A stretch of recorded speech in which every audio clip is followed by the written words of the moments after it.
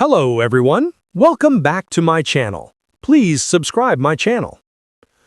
What if the person you admire most was fighting for their life?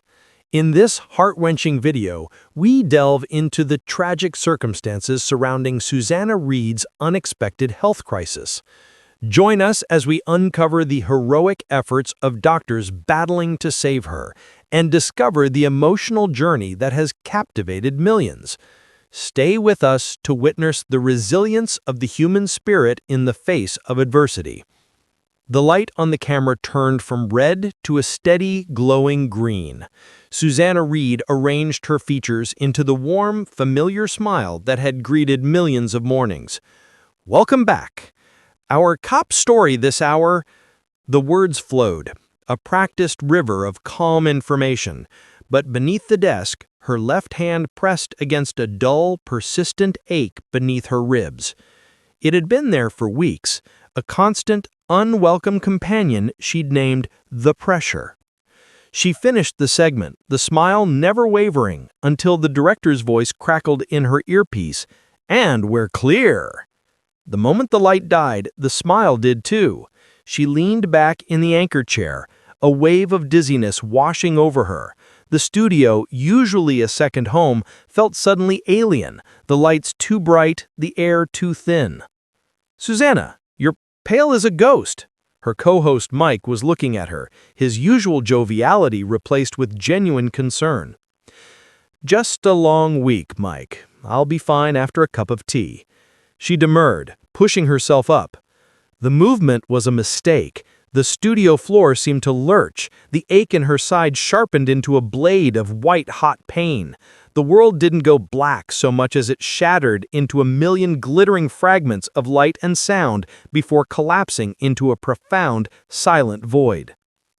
Consciousness returned in pieces. The first was the smell, antiseptic and clean linen.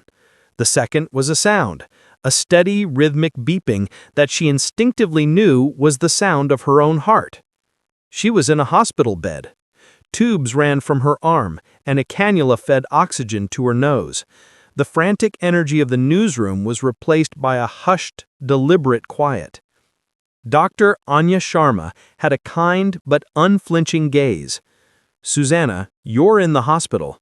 You collapsed. Your body has been under a level of strain we rarely see outside of critical care units. We're calling it a catastrophic burnout, and it has placed a severe burden on your heart." The diagnosis wasn't a mystery illness or a freak accident. It was her life, quantified in EKG lines and blood pressure readings. It was the 15 years of 3 a.m. alarms, the forgotten meals, the suppressed worries about her children that she carried like stones in her pockets during every broadcast. It was the smile she maintained while reporting on tragedies, the composure she held during political firestorms, the relentless expectation to be the unshakable center for everyone. "The fight now," Dr. Sharma said, her voice softening, "is for a new definition of strength. It's not about enduring, Susanna. It's about healing." Alone in the dim room, Susanna watched the city lights twinkle beyond her window. They were the same lights that painted the skyline behind her on the television screen each morning. She had always been on the other side, looking out, informing, guiding. Now she was on the inside, looking out at a world moving without her. A single hot tear escaped. It was not just a tear of fear or self-pity, but of mourning. She was grieving for the woman who believed she was invincible, the woman who thought resilience was a bottomless well. The very qualities that had made her a national treasure, her reliability, her grace under pressure, had been the instruments of her undoing. Mike visited, his large frame seeming to fill the small room. He didn't bring flowers, but a stack of get well cards from the crew, and a simple, terse statement that meant more than any eloquence. "The chair's waiting for you, but only when you're ready." Her son called, his voice young and scared, over the phone. "Mom, are you going to be okay?" The question, in its pure, simple love, did more to clarify her situation than all the doctor's medical jargon. The real battle, she realized, wasn't happening on the monitors, it was happening in the quiet of her own mind. It was the struggle to silence the internal voice that equated rest with failure, to grant herself the permission to be fragile.